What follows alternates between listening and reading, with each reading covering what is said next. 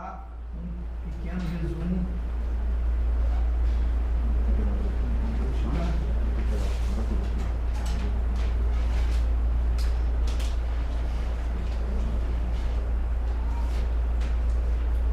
Basicamente, a hermenêutica quer dizer interpretar texto.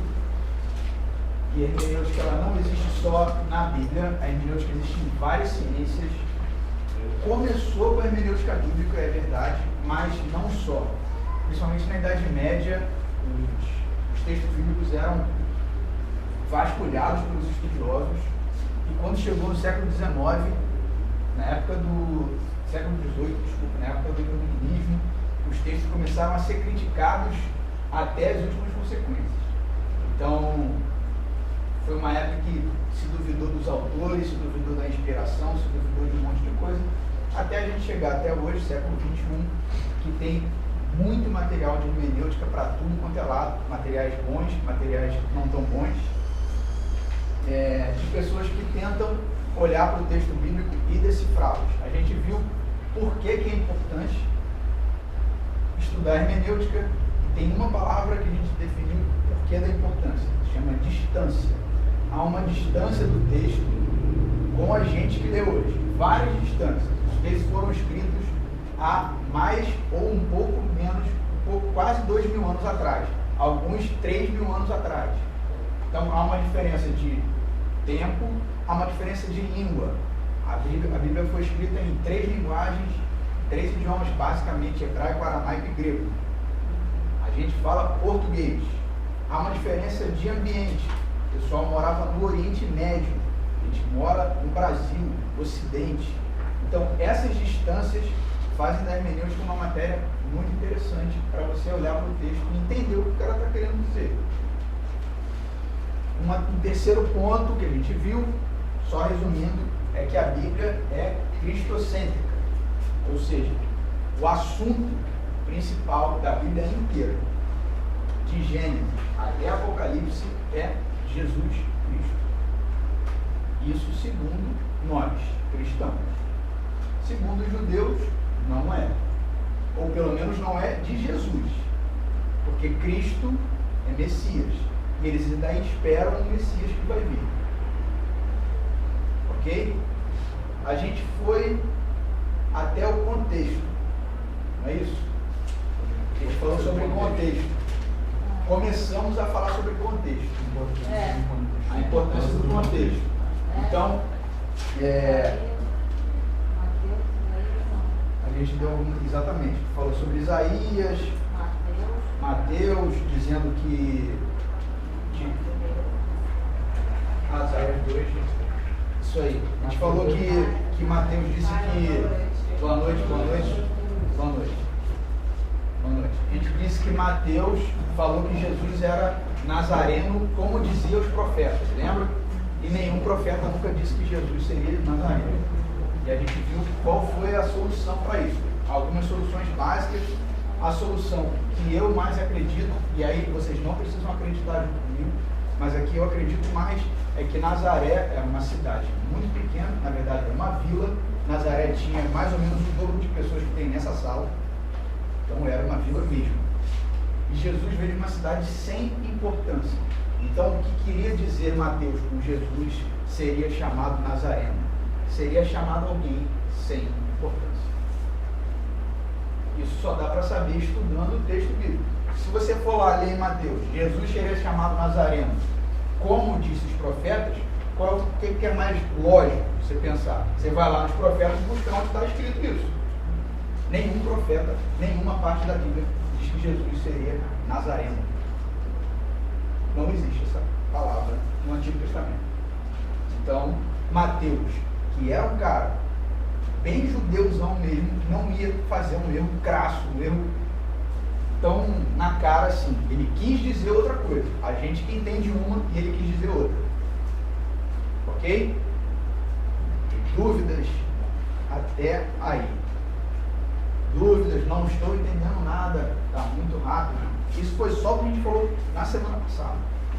Não disse nada do que a gente não disse na semana passada. Alguma dúvida? Algum questionamento? Não? Tem certeza? pessoal está com uma cara meio assim. Depois que passar o trabalho, vocês vão melhorar. Fica tranquilo. Meu Deus. Vai rolar um trabalhinho hoje.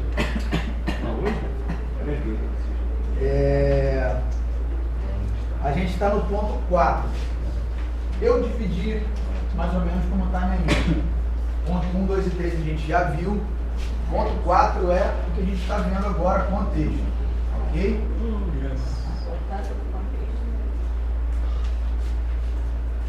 Bem simples de entender.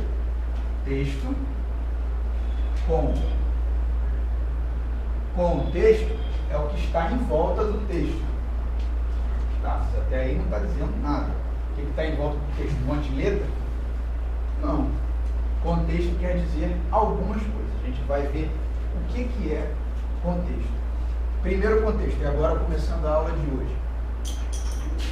Primeiro, contexto, vou botar 4.1. Contexto imediato. Está dando para ler aí? Perfeitamente. Contexto imediato. Contexto imediato é o que está próximo do texto que você está estudando. Você escolhe um texto da Bíblia qualquer, um verso, um capítulo, um livro. Vamos falar de um verso. Você lê um versículo da Bíblia. O Senhor é meu pastor, não me faltará, por exemplo. Salmo 23, verso 1. Para você entender o Salmo 23, 1, você vai ter que ler o 23, 2, 3, 4, 5. Você vai ter que ler o Salmo 23. Isso é contexto imediato. Contexto imediato é formado pelo texto que está anterior e posterior.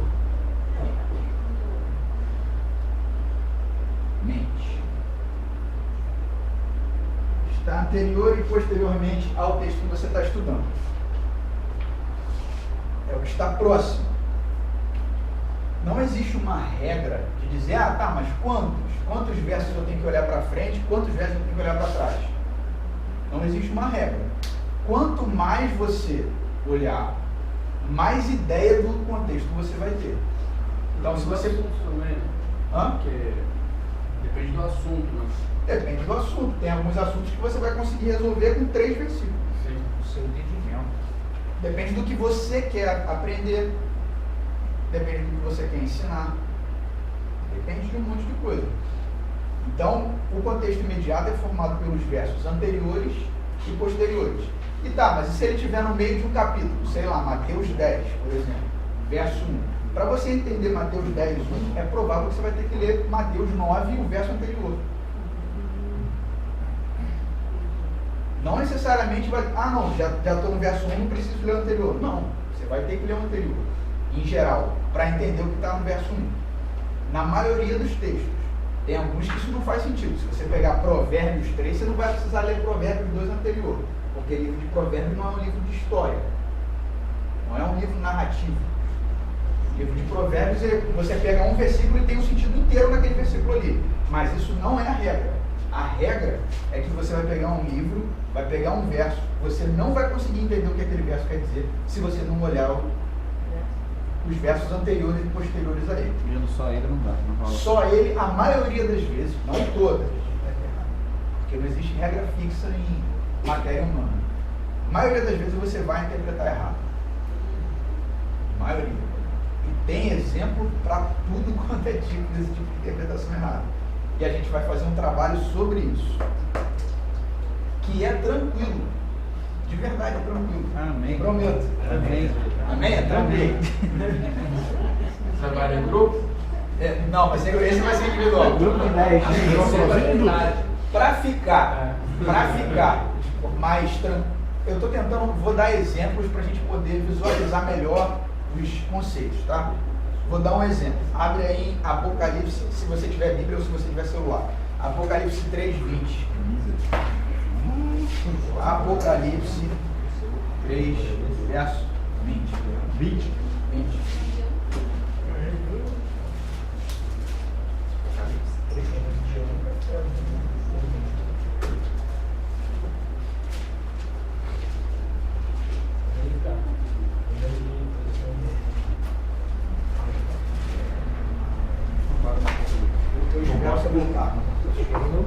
O Apocalipse da Bíblia de Marco é arrebatado aqui. Não tem Apocalipse, cara? É um livro muito herético? É o último. É o último, cara. Apocalipse 3:20. Vou só esperar o Boric voltar que ele vai trazer uma água para mim aqui. Hoje a gente tem 2 aulas, então a gente vai até 10 da noite. Semana que vem não tem aula de hermenêutica, vai ser só com o pastor José Aurélio. Beleza? Então vai dar para a gente avançar bastante. Então, quem voltar hoje Queimar a bufa. tenham paciência, hoje eu fiquei de manhã até quase 5 da tarde fazendo a aula. Imagina, quem conseguir sair tá tranquilo. Mas é porque leva muito tempo para fazer para pregar, sei lá, uma aula de 1 hora, você leva 4. Eu tenho que aprender o que eu vou ensinar. Tem que ver se o que eu vou ensinar está errado. Tem que me criticar também. Ver se vocês vão entender. Tem uma série de coisas. Alguém lê aí, Apocalipse 3:20. Estou à porta e bato. Se alguém ouvir a minha voz e abrir a porta, entrarei em sua casa e cearei com ele, e ele comigo. Tá gravando as aulas? Tá gravando. Vai presente. Tá. Eis que estou à porta e bato. Esse é o Apocalipse 3:20. Bora. Show. Eis que estou à porta e bato. Se alguém ouvir a minha voz e abrir a porta, entrarei em sua casa, cearei com ele e ele comigo. Quero que vocês falem livremente. Não tem resposta certa e errada. O que vocês pensam sobre esse versículo? O que ele está dizendo? Para quem ele está falando? Para nós? Nós quem? Depende para qual igreja. Né? Hã? A gente. Não, mas a gente, os cristãos. Só esse É a igreja de versículo. Laodiceia. Oi? Só nesse versículo. Então, a interpretação que vocês estão dando é o que está no versículo, é o que está no capítulo. A maioria das vezes que você ouvir esse verso, você vai achar que é para incrédulos. Não é para incrédulos. Quando vai pregar para alguém que é incrédulo. Ah, eis que estou à porta e bato, se alguém ouvir a minha voz, você aí que não crê em Deus, essa profecia não é, não é para não crente, é para crente. Então, quando Jesus está falando, eis que estou à porta e bato, é para crentes, não é para descrentes. Está escrevendo para uma igreja. Ele está escrevendo para uma igreja. Só serve para os crentes? Você pode até usar isso para evangelizar alguém. Eu não estou dizendo que isso é errado, mas você precisa saber que a pessoa que escreveu aquilo dali estava escrevendo para uma igreja. Para uma igreja. Era um anjo falando para João uma carta, dando um recado que Jesus pregava. Dando um recado que o anjo dava para a igreja. Pode pegar. Para a igreja, não era para não crente. Ah, mas então eu estou proibido de usar esse verso para evangelizar alguém? Não, não é isso. Mas você tem que saber para que essa pessoa escreveu isso. E como você vai entender isso? Lendo 6 versos antes. 3:14. E ao anjo da igreja de Laodiceia escreve isso. Então, é para a igreja. Contexto imediato. Você olhou o texto anterior ao versículo que você quer estudar. Deu para entender? Como é que, só olhou 6 versos anteriores. Simples. Simples. Trabalho. E esse no final, não? Assim, tinha relaxado. Trabalho. Vai entregar mês que vem? Acho que é japonês esse método de você muito utilizar no corporativo, né? Você fazer, acho que são 5 perguntas, né? O que, quem, quando, onde, por quê? Custo. Ajuda também. Nesse caso aqui, é até bem mais simples, Augusto, do que o que, quem, quando. É bem mais simples. É só ler um pouquinho depois e um pouquinho antes. Sim.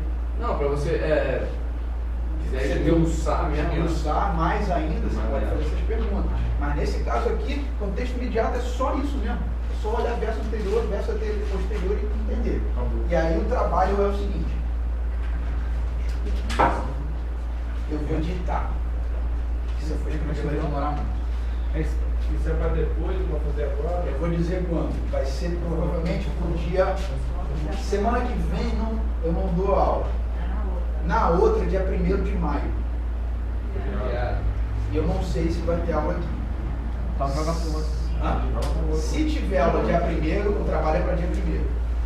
Se não tiver, é para o dia 8.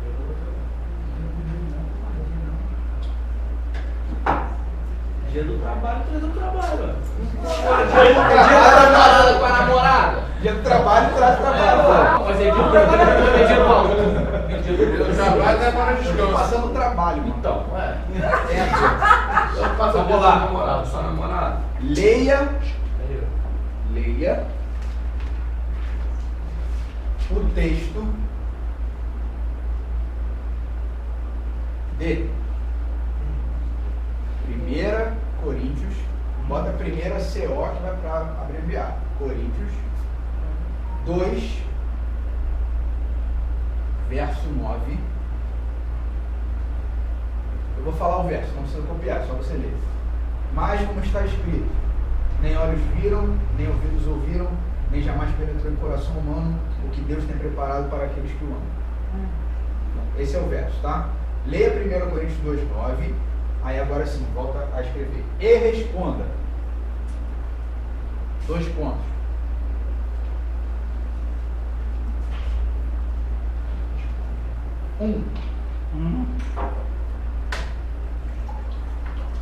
O que você pensa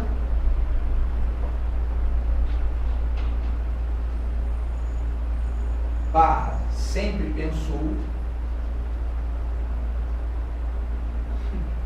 O que você pensa, sempre pensou, ou é o que você pensa ou o que você sempre pensou, que este texto está dizendo?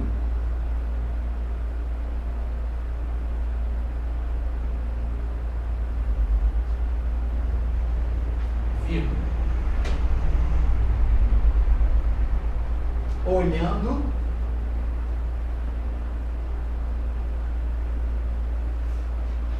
apenas, sublinha apenas, olhando apenas, ou coloque em caixa alta apenas, olhando apenas para este verso.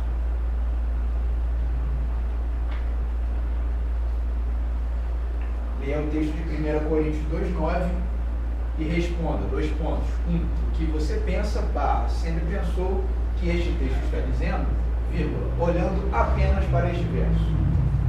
2.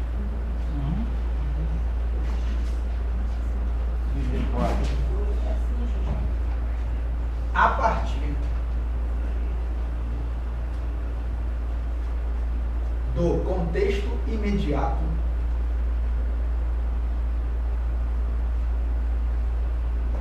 anterior e posterior. 2. A partir do contexto imediato anterior, depois de imediato bota vírgula. A partir do contexto imediato, vírgula, anterior e posterior, vírgula.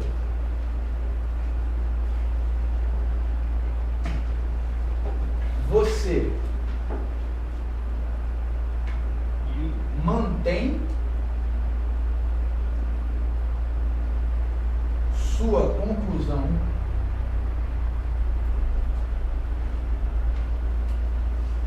a partir do contexto imediato, vírgula, anterior e posterior, vírgula, você mantém sua conclusão da pergunta 1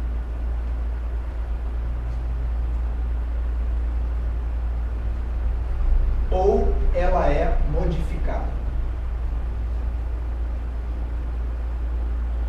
A partir do contexto imediato, anterior e posterior, vírgula, anterior e posterior, vírgula, você mantém sua conclusão da pergunta 1 ou ela é modificada?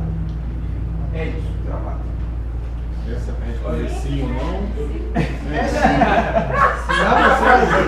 Essa dúvida para responder sim ou não, ou para explicar o porquê? Se você responder sim ou não, eu vou falar sim. Zero. Não, é Zero mesmo. Não é simples nada. Dá para fazer em meia página. É porque tu é pastor que dá, tá? Dá para fazer em meia página.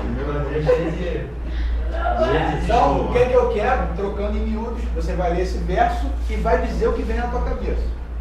Pergunta 1 é essa. Leia o verso. Jamais penetrou o coração humano que deve ser preparado para aqueles que vão. Você responde lá. Eu penso que isso aqui fala disso, daquilo.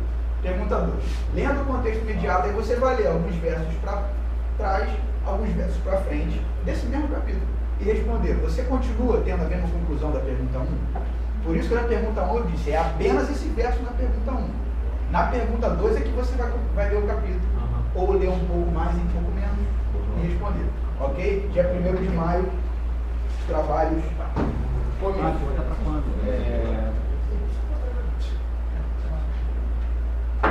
Vamos continuar? Peraí, só uma dica ali.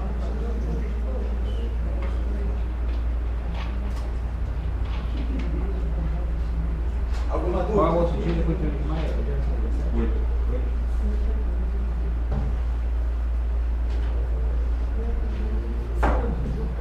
Trabalho é a maneira mais eficaz de aprender as coisas. Aí que você coloca a cabeça para pensar. Se vocês ficarem só me ouvindo, não adianta. Vai ter uma hora que vocês vão perder o interesse. É um trabalho, aliás, na minha humilde opinião, eu aprendi muito mais com trabalho do que com prova, até. Então a gente vai passar alguns trabalhos simples. Não vou fazer trabalhos homéricos não, mas que vão ter essa função de a gente aprender junto, ok? Então vamos lá. 4.2. Tá, um pouquinho mais alto. Posso nem falar mal porque foi eu que comprei, tá? Nada que 2 tijolos em cada lado seja. Contexto remoto.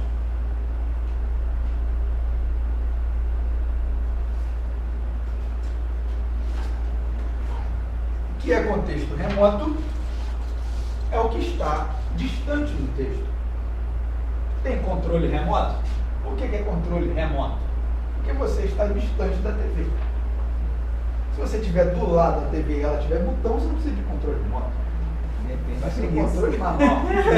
Estou falando aquela TV que tem botão, porque tem TV que nem do lado você consegue mexer. Tem que ser controle remoto. Então, o contexto remoto é o que está distante do texto. Tá, mas o que é distante do texto? Mas tem que abranger o texto. Aí, aqui, o assunto é bem maior do que aqui. Aqui é só olhar o texto para cima, o texto para baixo, um pouquinho para lá, um pouquinho para cá. Aqui não. Aqui é um monte de coisa que a gente vai ver algumas. Cada pessoa, cada estudante vai olhar para o contexto remoto a partir das suas próprias conclusões. Não existe uma regra fixa. A gente vai ver algumas opções, não todas, tá? Algumas coisas que tem a ver com o contexto remoto. Vou passar para cá. Propósito do autor do livro. Para que esse livro foi escrito? É um contexto remoto. Não está ali no texto, não está escrito ali. Escrevi esse livro por causa disso. Não está escrito isso. Sim. Você está escrevendo agora o que mesmo? Sobre contexto remoto. Tem alguns contextos? Alguns contextos remotos que você pode se valer para interpretar. São alguns exemplos de contexto remoto. Eu não vou dar todos. Eu vou dar alguns que eu considero mais importantes. Propósito, por exemplo, do autor. A gente vai ver ele mais tarde isso. Para que o cara escreveu aquilo? Para que Mateus escreveu o livro de Mateus? Tem um outro livro de Marcos, tem outro de João. Não é o Evangelho só? Tem 4? Para quê? Contando a mesma história. Para nada? Só porque não tinha muito o que fazer, vamos dar uma repetida aqui para encher a Bíblia? Não, tem um propósito. Cada um escreveu por uma coisa. Tá? Uma coisa bem uma dúvida. As cartas de Paulo, Coríntios, Seria também um propósito? Sim. Paulo escreveu as Paulo cartas. escreveu cada carta por algum motivo. Aí você tem que pegar uma carta e estudar para ver qual é. Qual é o motivo geral das cartas de Paulo? Pastorear as igrejas.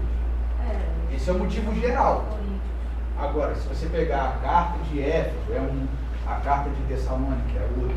Mas qual é o motivo geral dele escrever as cartas? Ele era pastor, passava numa cidade, viajava, ouvia a notícia, ele via a notícia da comunidade que ele tinha fundado. Aí ele ouvia a notícia lá, ó, tem uma igreja lá que o negócio está complicado. Tem um cara lá que pegou a mulher do pai dele. Oi, Paulo falou, oi? Pegou quem? A mulher do pai dele. Ah, então vou escrever uma carta aqui. Escreveu 1 Coríntios. Por exemplo. Ih, tem uma igreja aqui que o pessoal, rapaz, show de bola, pô, é tão show de bola que tem gente que parou de trabalhar e está vivendo só de donativo da igreja. Aí Paulo falou assim, calma aí, deixa eu tentar lembrar quando eu falei isso. Então, vou escrever essa carta para a igreja de Tessalônica.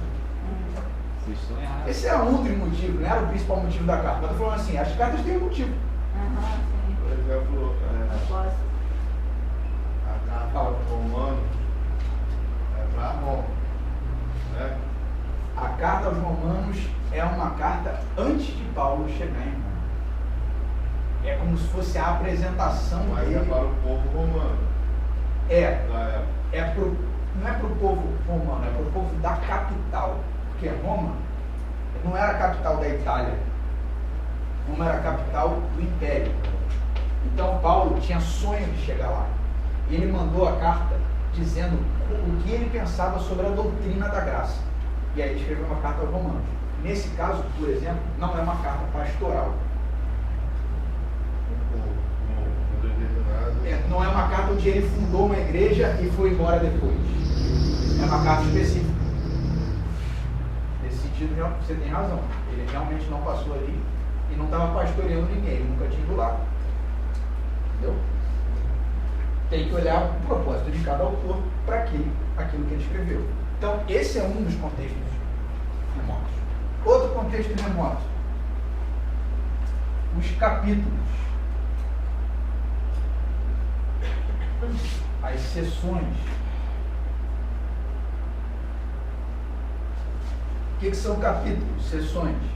Você estava lá lendo o livro de Juízes. E aí você lê o Juízes 4. E você não entende nada. Porque você não leu o Juízes 1. Porque Juízes 1 diz qual era a situação de Israel na época. Se você ler Juízes 4, eu nem lembro o que está em Juízes 4. Não vai saber nem para que é. Você não sabe o que foi, mas tem um pessoal aqui, aí um cara foi chamado juiz, e aí veio um povo que queria matar eles, aí ele matou o cara que veio. Mas por que isso? Vai no Juízes 1 que você vai perceber. Isso não é contexto imediato. Isso é um contexto remoto. Você está olhando os capítulos lá para trás para entender. Juízes 1 diz que depois que Josué morreu, não tinha líder em Israel. Então, como não tinha líder em Israel, não se levantou outro, cada um, a frase de Juízes é, cada um fazia o que achava bem aos seus próprios olhos. Então, a tônica do livro de Juízes é falta de liderança. Isso é contexto remoto. Seção. Cada estudioso divide alguns livros da Bíblia em seções, em grandes assuntos, vamos dizer assim. Isaías, por exemplo. Isaías capítulo 1 ao capítulo 39. Ele trata de um grande tema do pecado. Ah, mas tem essa seção escrita lá na Bíblia? Capítulo 1 a 39 de Isaías. Tem esse escrito lá? O pecado do povo? Não, não tem. É só que alguém estudou, percebeu que de um capítulo até tal capítulo, ele trata de um tema grande. Do 40 em diante, ele trata de outro tema grande. Isso é um contexto remoto. Você tem que olhar muito mais do que só os versos anteriores ou posteriores para entender. Você precisa fazer isso para todos os estudos da Bíblia que você vai fazer? Não, isso são só opções. Quanto mais ideia você tem do contexto, melhor você consegue entender o texto que você está estudando. propósito, capítulo, sessões. Se você olhar os capítulos para trás, você vai entender. Se você ler Mateus 1, a genealogia de Jesus, você entende por que, por exemplo, que questionam a paternidade dele. Nós somos filhos de Abraão, lembra que disseram para Jesus? Nós somos filhos de Abraão. E você, filho de quem? O que eles queriam dizer com aquilo? Provavelmente que José não era pai dele. Talvez, isso não está escrito no texto. Talvez esse era o burburinho que corria em Israel. Seu pai não é José é quem então, mano? Então, para você entender por que tem a genealogia de Jesus no capítulo 1. Tem lá a raiz dele pelo pai e a raiz pela mãe. Para um judeu é muito importante saber de quem você é filho. Para a gente que é ocidental, isso não faz a menor diferença. Mas eles não tinham sobrenome. Era fulano, filho de Beltrano, filho de não sei quem, filho de não sei quem lá. Era quem era a história dele. Para você entender isso, você vai ter que ler os capítulos anteriores. Contexto remoto. Dúvidas? Outro tipo de contexto remoto. Outros textos da Bíblia.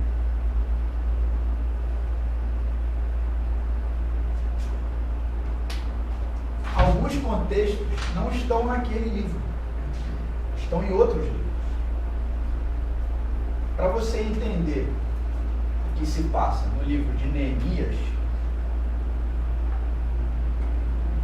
é quase que obrigatório ler o livro de Esdras. Se não ler, não. Eles tratam do mesmo assunto, reconstrução. Um foi lá para reconstruir o muro e o outro foi para reconstruir o templo. Mas o assunto é o mesmo. Se você ler só um, claro que você vai entender o que está escrito ali. Mas se você ler os dois, você vai entender muito bem mais. Reconstrução da cidade. Outros textos da Bíblia. É um contexto remoto. Beleza? Há inúmeros outros exemplos. Eu dei um aqui que veio na cabeça agora. Gustavo, Sim. mas como você sabe que para ler Neemias tem que ler? Eu não disse que para ler Neemias, que para entender Neemias tem que ler. O que eu disse, ou pelo menos o que eu quis dizer, é que você deveria ler para entender melhor o contexto. Ah, mas como é que eu vou saber? Só estudando mesmo. Nas Bíblias de estudo, por exemplo, se você pegar uma Bíblia de estudo, ela vai te dizer que Esdras, não sei o que lá, e Neemias, e ainda vai falar de um terceiro cara, que chama Zorobabel. E Zorobabel, que não tem livro, mas foi o cara que ajudou a reconstruir. Aí você vai ter que, calma aí, Neemias também, então eu vou ler Neemias para entender. Eles referenciam. Os dois Um ao outro. eles vivenciaram, foram nativos. Esdras e Neemias foram. Por isso que a Em linguagem épocas deles- bem diferentes, tá? Mas a linguagem deles são bastante parecidas um com o outro. Mas eles viveram em épocas diferentes. Não são contemporâneos, não. Mas em alguns anos, 70 anos depois do outro. Mas eles viveram naquele período do cativeiro da Babilônia. Começaram, Ciro liberou para eles poderem ir lá, reconstruir e tal, porque a cidade não foi reconstruída assim. Teve um tempasso. Teve gente, teve leva, a primeira leva de judeus, segunda leva, eles foram em grupos. Então, para você, mas como é que eu vou saber qual livro eu tenho que ler? Às vezes você vai ler, quando você começa a estudar, você vai perceber que por exemplo, uma Bíblia tem lá sabe aquelas concordância bíblica que tem na Bíblia? Às vezes está na nota de rodapé, às vezes está no meio assim. Ele remete você para outro texto. Sim. Aí você abre outro texto. E a maioria das referências não estão naquele livro, estão em outros.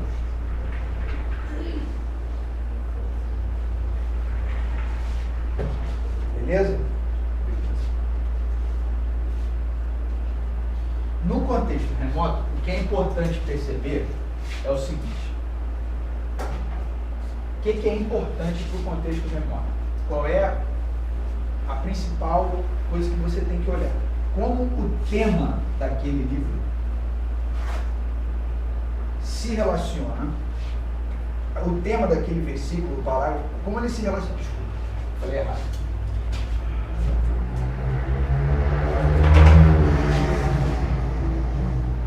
Vou voltar para explicar. Você está estudando um texto qualquer, 2 versículos. Você quer entender aquele versículo, você quer entender aquele capítulo. Como é que você vai começar a estudar? Você vai começar lendo os contextos imediatos, os versos anteriores e posteriores, e depois você vai começar a partir desse contexto memória. Qual é a preocupação que você tem que ter? Você leu aquele verso ali?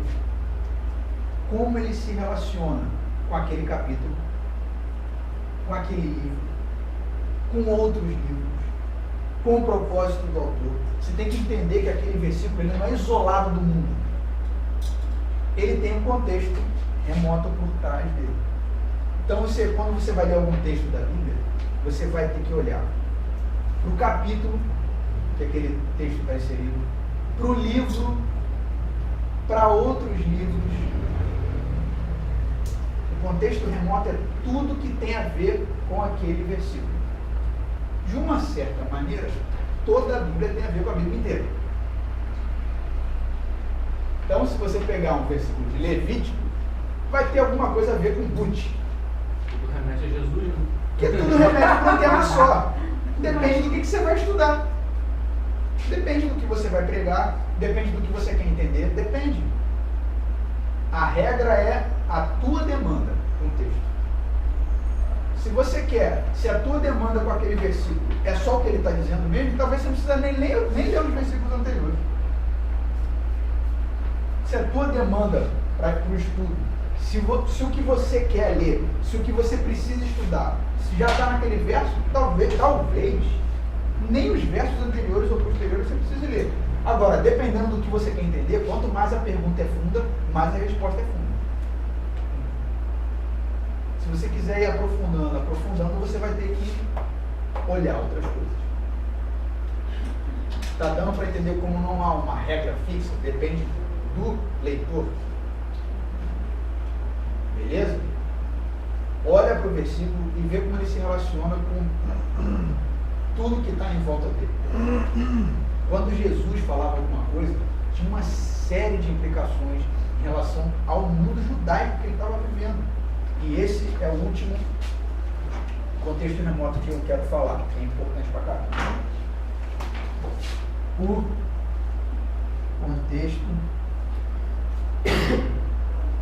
social, político,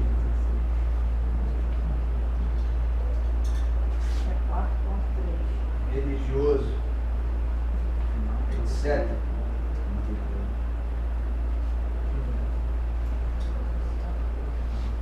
Quando você pega um livro e você entende o que estava acontecendo na sociedade naquela época, você vai entender por que a pessoa disse o que ela disse, por que ela não disse o que ela não disse.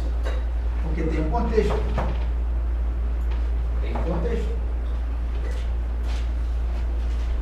Exemplo. Vou dar um exemplo para ficar mais claro. Lê aí, abre em Isaías 29:13. Isaías 29:13.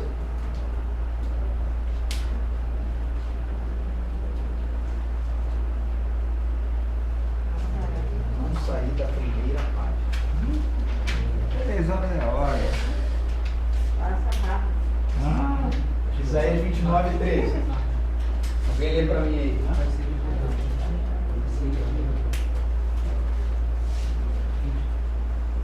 E aí, por isso aí. Olha lá, O Senhor diz: visto que este povo se aproxima de mim, e com a sua boca e com os seus lábios me honram, mas o seu coração está longe de mim, e o seu temor para comigo consiste só em mandamentos de homens, que maquinalmente aprendeu. É isso. Eu vou ler na minha tradução. O Senhor diz: esse povo se aproxima de mim com a boca, me honra com os lábios, mas o seu coração está longe de mim. A adoração que me prestam só é feita de regras ensinadas por homens. Isso está em Isaías 29:13. Isaías é o profeta mais citado no Novo Testamento, inclusive por Jesus. Então, eu vou dar uma das muitas explicações que a gente tem nesse verso. Eu não estou dando a explicação, estou dando uma. Teologia tem 50 respostas para uma pergunta. Então, qual é? Vamos ver alguns desses pontos aqui. O livro de Isaías pode ser dividido, por exemplo. O livro de Isaías, aqui em relação a capítulos e sessões de Isaías, ele pode ser dividido dos capítulos 1 ao 39 e dos capítulos 40 até 66. 60. O tema aqui, Isaías 1 a 39, são os pecados de Judá. O que a gente leu está dentro. A gente está em Isaías 29. A seção, essa parte de Isaías, que é uma divisão que os estudiosos usam, uma delas, é que Isaías está tratando dos pecados de Judá. Então, qual é o pecado aqui que a gente viu nesse texto?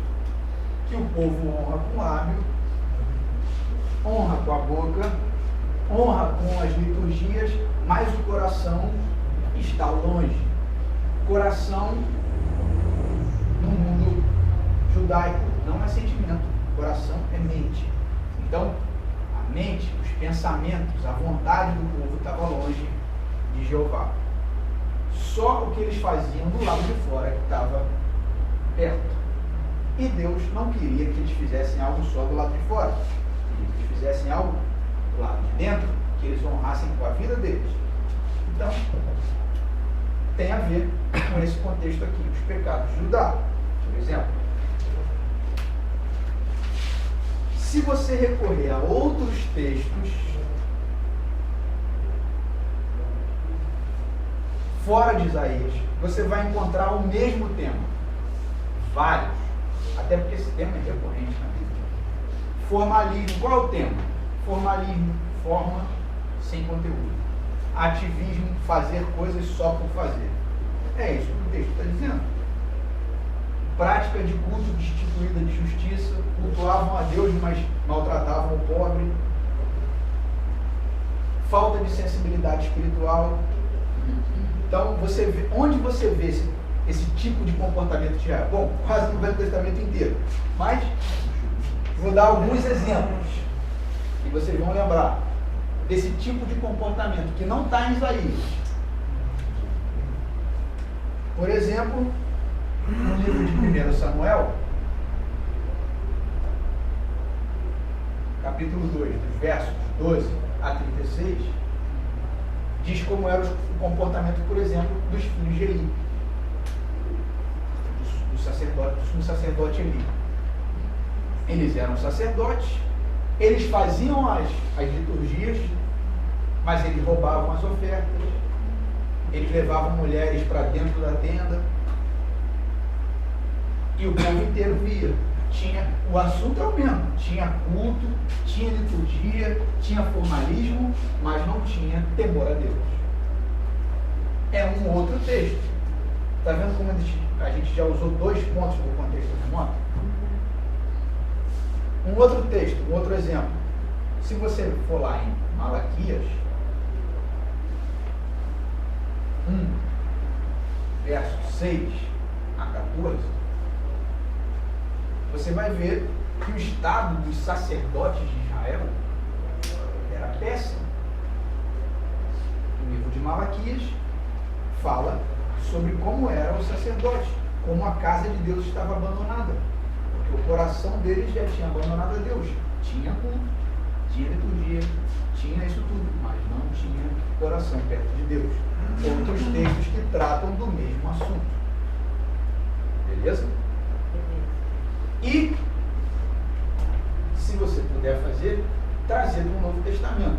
Jesus fala desse texto. Jesus fala desse texto em Marcos. No mesmo contexto remoto, época diferente. Mesmo contexto remoto em época diferente. Marcos 7, verso 6. Jesus diz: bem dizia Isaías, esse povo me honra com os lábios, mas o seu coração está longe de mim.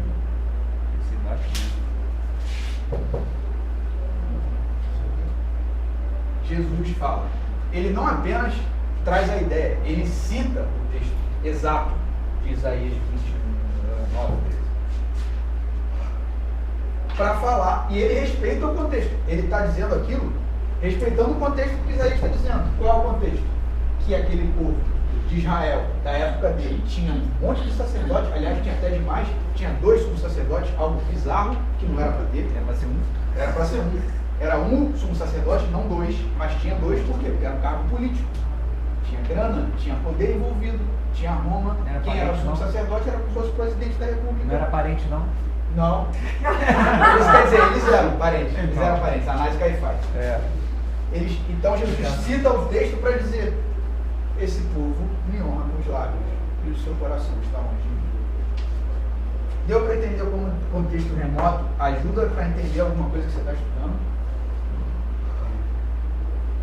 Com exemplo, deu para visualizar melhor? Sim. Alguma pergunta?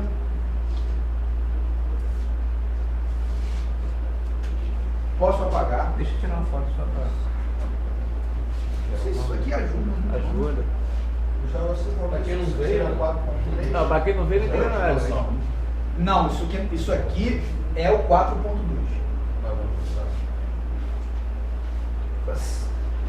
Foi.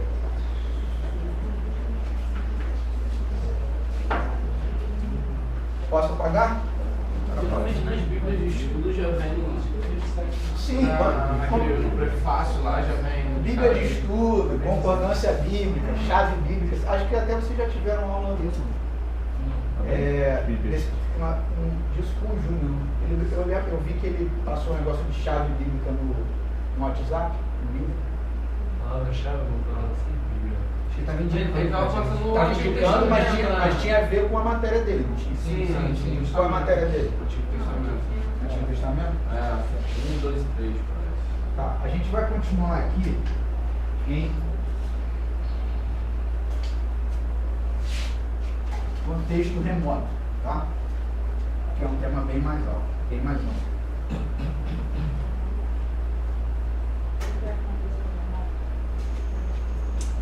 Gustavo, você vai dar uma pausa no intervalo? Vou.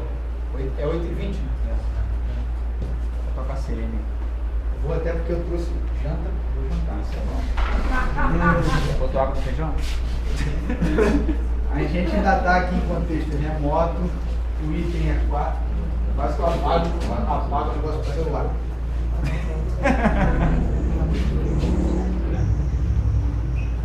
Foi no remoto mesmo.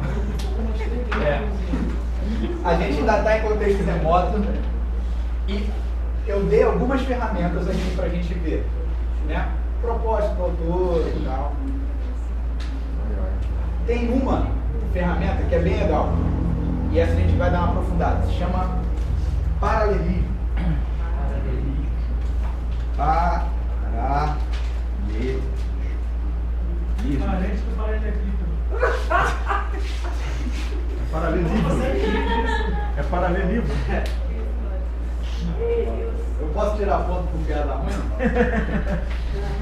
Não tirou o que de quem não tem. Por enquanto não tem nada. Tá com ponto negativo. Como é que derruba quem tá deitado? Não dá nem pra raspar. Ninguém me dá queda quando eu vou no chão direto. Como é que faz isso? Tá certo. O que é paralelismo?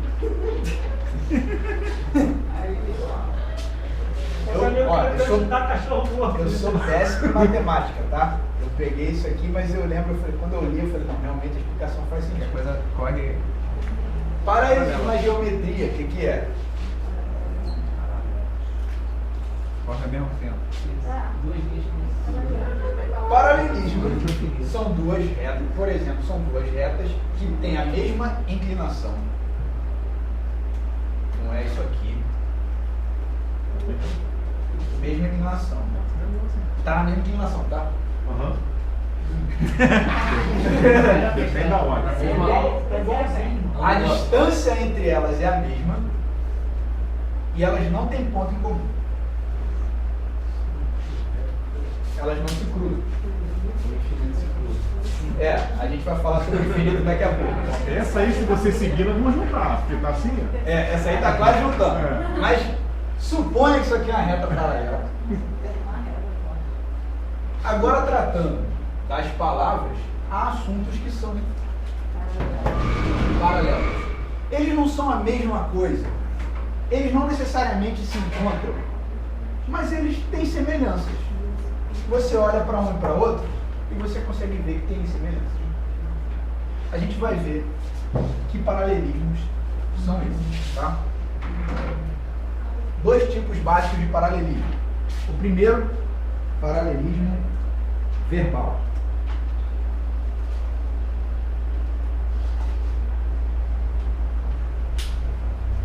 Paralelismo verbal, se você quiser anotar. Isso é contexto remoto, está dentro do contexto remoto? Está dentro do contexto remoto. Paralelismo é uma das ferramentas. Eu coloquei algumas aqui. Essa sim. é uma delas. Sim. É uma bem interessante que a gente vai dar uma aprofundada mais. Paralelismo verbal é a mesma palavra em textos diferentes.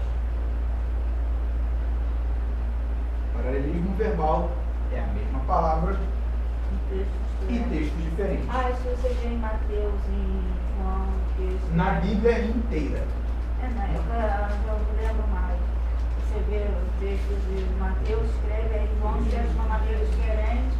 Mas eu não estou nem dizendo sobre um assunto, não. Estou falando uma palavra mesmo. Palavra. Aquela palavra.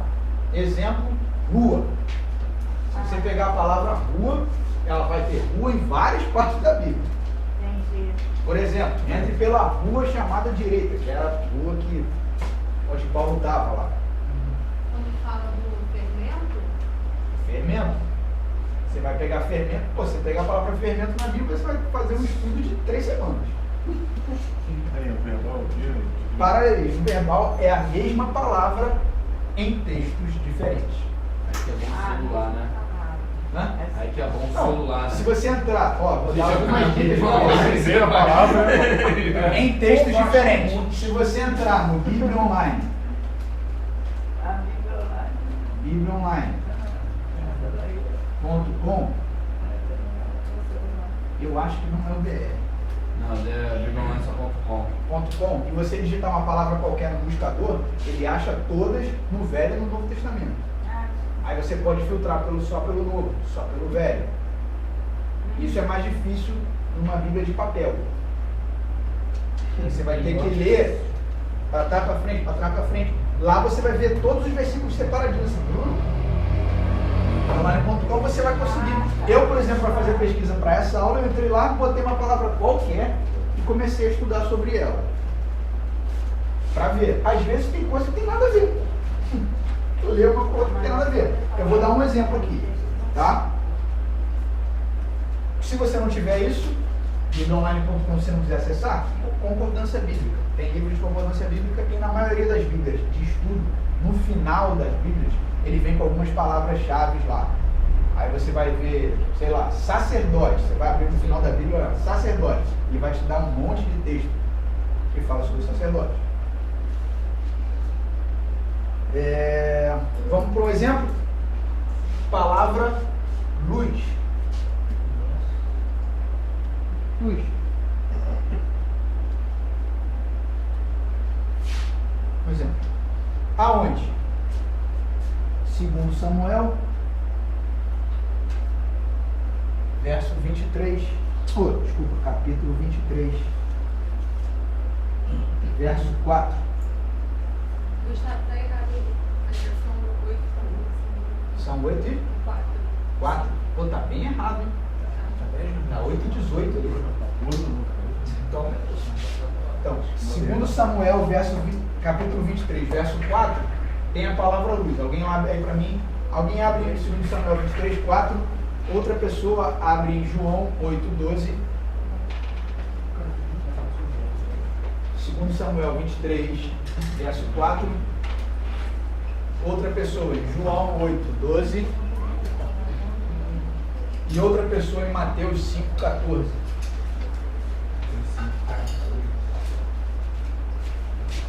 Vou colocar aqui. João. Mateus 5,14. João 8,12. 8,12. Mateus 5,14. Mateus 5. Mateus 5,14.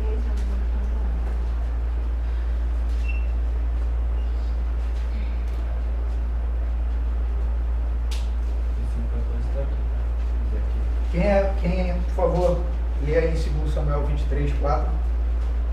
E será como a luz da manhã, quando sai o sol, da manhã sem nuvens, quando pelo seu esplendor e pela chuva a erva brota da terra. Lê do verso 1 até o verso 4. E estas são as últimas palavras de Davi. Diz Davi, filho de Jessé, e diz o homem que foi levantado em altura, o ungido de Deus de Jacó, e o suave em salmo de Israel. O Espírito do Senhor falou por mim. O Espírito do Senhor falou por mim. E a sua palavra está na minha boca. Disse o Deus de Israel, a rocha de Israel a mim me falou. Haverá um justo que domine sobre os homens, que domine no temor de Deus. Haverá um justo que domine sobre os homens, que domine sobre o temor de Deus. Era Deus falando com Davi o que ia acontecer tempos imemoriais depois, a partir da descendência dele. Continua. E será como a luz da manhã. E será como a luz, palavra que a gente está vendo. Será como a luz da manhã. É isso? Isso. Quando sai o sol da manhã sem nuvens. Quando sai o sol da manhã sem nuvens. Quando pelo seu esplendor e pela chuva a erva brota da terra. Isso aí. João. Quem está no João? De novo, Jesus começou a falar por eles e disse: Eu sou a luz do mundo. Quem me segue nunca andará na escuridão, mas terá a luz da vida. Mateus 5,14. Vocês são a luz do mundo. Não se pode esconder uma cidade construída sobre um monte. Vocês são a luz do mundo. Não se pode construir uma cidade. Não se pode esconder uma cidade construída sobre um monte. Aqui tem uma profecia que foi dada a Davi, de que haveria um justo que dominaria sobre os povos da terra e a sua luz iluminaria todos os homens. Aqui Jesus diz: eu sou a luz do mundo que ilumina todos os homens. Aqui Jesus diz: vocês são a luz do mundo. Não se pode esconder uma cidade edificada sobre um monte. Paralelismo verbal, os textos têm tudo a ver um com o outro. A profecia se cumpriu em Jesus e Jesus estendeu a profecia à igreja dele. Vou dar um exemplo do que não tem nada a ver.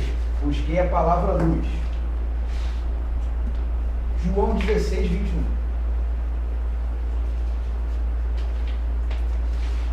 João 16, 21.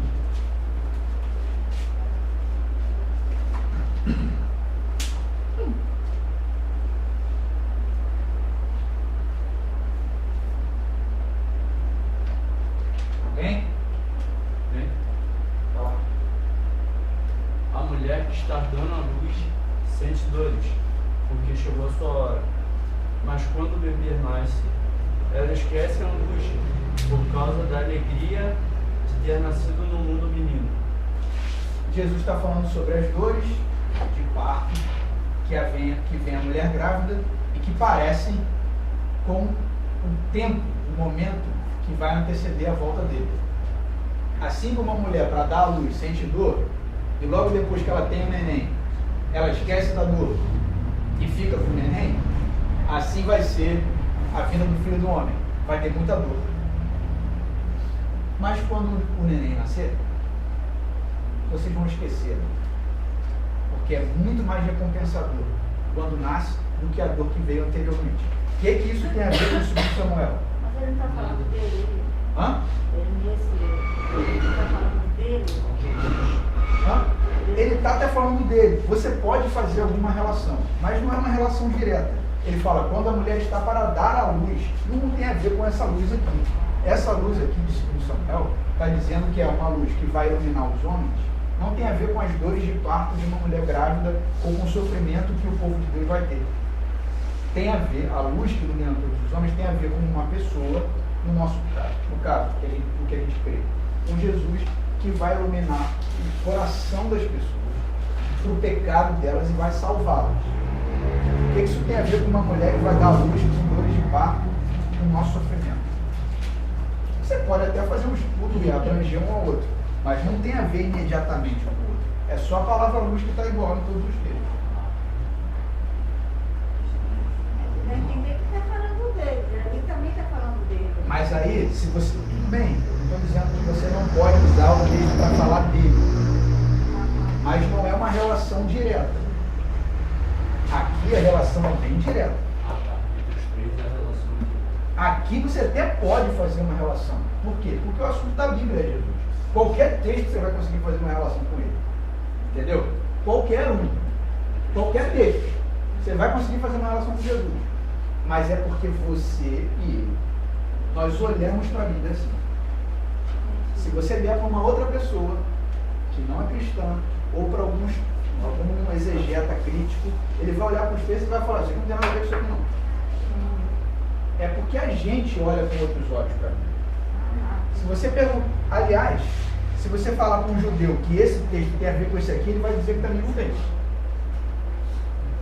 Porque para ele, Jesus não tem nada a ver com o que foi profetizado. Depende do que você quer o texto. Entendeu? Não é uma regra rígida. Não tem como ser. Matérias que são humanas, né? E teologia é uma matéria humana, não tem resposta exata para as coisas. Mas cuidado quando você for fazer relação de um texto com outro. Às vezes, cara, você tá pensando, vai criar uma doutrina maluca. Que eu sou a luz do mundo e a mulher vai dar a luz de parto. Então, a mulher está dando a luz de parto. Então agora Jesus vai dar a luz. Pô, não começa não. Tem uma música que eu ouvi uma vez que é: criou o calor, criou o frio, falando de Deus. Criou o pai, criou o filho. Aí eu... Criou o pai. Eu falei, será que ele está falando da relação familiar ou está falando de Deus?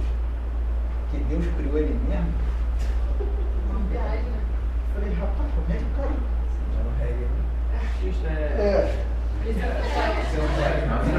Licença poética total. O cara devia estar na mola, né? Depende do quanto ele filmou lá. Sim, o cara devia estar na mola, por exemplo. Você pode fazer relações, não tem problema. Mas quando você fizer, pelo menos explica o que quer dizer isso aqui. Você não vai dizer que dar a luz aqui é que Jesus vai dominar o mundo. Você vai explicar que até tem a ver com a volta dele. Você não vai distorcer o texto para dizer o que você quer. Por isso que a gente está estudando. Entendeu? Beleza? Então, no paralelismo verbal, eu saco uma palavra específica, todas as vezes que aquela palavra aparece na Bíblia, e eu ligo às vezes que os versículos têm a ver com o que eu quero. Por exemplo, casa, eu ser casa de Deus e casa templo de Deus. São coisas diferentes, sabe? Mas o fato de eu ter no português não ter o significado no original não me atrapalharia em algumas palavras? Atrapalha e muito. Atrapalha, dependendo do texto, atrapalha muito. A gente, por enquanto, não está falando sobre isso. A gente vai falar sobre o idioma depois. Por enquanto, eu só estou falando no português mesmo. Você vai buscar lá no português mesmo. Às vezes a palavra casa não é casa. Sim. Até porque no hebraico, a palavra casa pode querer dizer um monte de coisa. Por exemplo, até no português quer dizer, quanto mais no hebraico. A palavra casa. Jesus é da casa de Davi. O que isso quer dizer? Jesus voltou para a sua casa. O que isso quer dizer? Demora.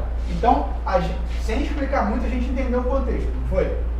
Mas por quê? Porque a gente já leu a Bíblia e já entendeu que casa quer dizer geração. Casa quer dizer lugar onde você habita. A casa do meu pai. Não vou voltar para a casa do meu pai. Isso quer dizer que tem a ver com teto? Até tem a ver com teto, mas tem um outro significado mais profundo. Não vou voltar à casa do meu pai, não vou voltar a depender do meu pai. Não vou voltar a depender dele. Não é só voltar para casa fisicamente. Então, se no português português a gente tem um monte de significados para a mesma coisa, imagina no hebraico, que tinha pouquíssimas palavras, não tinha nem consoante, não tinha nem vogal, desculpa. E para você entender, a gente vai ver isso depois. Tá? Que horas são? 8h15. Então a gente faz uma pausa agora e volta daqui a 20 minutos. Não, tudo bem, mas a gente volta um pouquinho antes. A não ser que eu demore mais na janta. Beleza? Show?